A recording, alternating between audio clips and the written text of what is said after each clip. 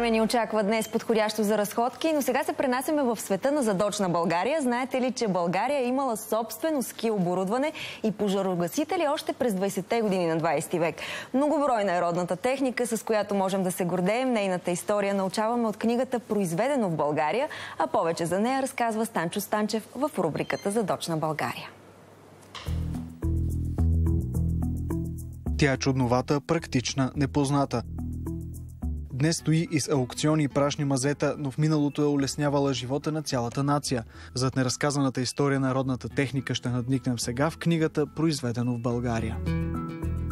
В нея са разказани историите на много стари български апарати, за които нямаше нищо писано преди да напиша аз тази книга. Антон Оруш е колекционер и изследовател на българската техника. През 2019 година издава първата си голяма книга на българската техника. "Произведено в България" е неговата втора книга. Кои индустрии са ти най-чудновати, че изобщо са съществували в България?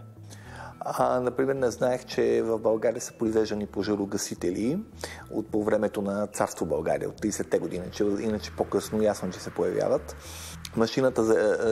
Машиностроенето, машината за рязане на тухли е много интересна от 50-те години. Тя реже тухли за вашите постройки.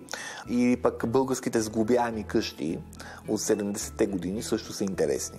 От първия български велосипед, произведен през 1880 година, до първия самолет на царска България от 1914 година, книгата на Антон Оруш показва непрочетените страници на българската техника. Сред най-любопитните примери е производството на българска ски екипировка на Марко Коструков от 20-те години на 20 век. Това е най-големият производител на спортна екипировка в царство България. Бил е придворен доставчик. Шили са топки, планинска екипировка, дървени ски са произвеждани. Негови са обтегачите на мрежата на тенис кортове в царство България. Книгата на Антон Оруш разглежда историята на българската техника от края на 19 век през социализма до наши дни. Показва както масовата техника, така и луксозните стоки. Игровите контролери за правец.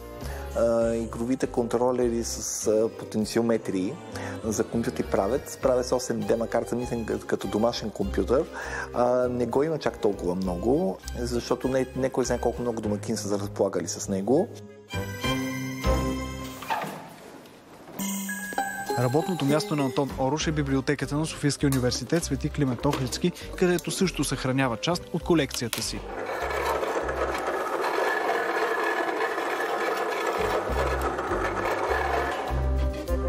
И каква е всъщност тази машина? Какво ни демонстрира току-що? Това е машина за сладолед българска, на марка Снежанка от 1980 година. Тя работи последния начин. Слага се тук сместа на сладоледа. Тази част има електродвигателче.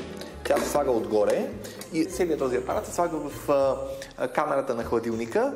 Кабелът е тънък, той излиза през вратата на хладилника, включва се да работи. И докато това става, се забърква сладоледа.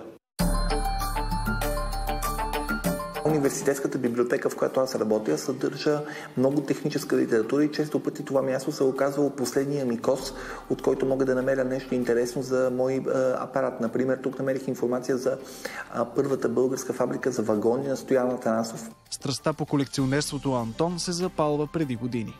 Започнах да събирам първо български телевизори, после радиоприемници, телефони, усилватели. След това развих към всякаква българска техника, например електромедицински апарати, противогаз от царско време и така нататък. С времето колекцията ми започна да наброява над 500 експоната, произведени в България. Това са български устройства, ионофлоратори, галваностати, банкнотоброяща машина, детектор за проверка на фалшиви банкноти. Сред най-съвременната техника, за която Антон Оруш разказва в "Произведено в България", са машините за обработка на банкноти от края на 20 и началото на 21 век. Когато се занимавам с българска техника и с нейното изследване, аз се чувствам истински полезен. Аз се чувствам пълноценен, когато го правя това нещо. Тази дейност е моя живот, сърце и душа. Аз не мога да си представя да не се занимавам с нея. Според Антон Оруш, интересът към машините на миналото се разраства все повече. От една страна заради носталгията на хората, които си спомнят старата техника, а от друга на младите, които тепърва научават за нея.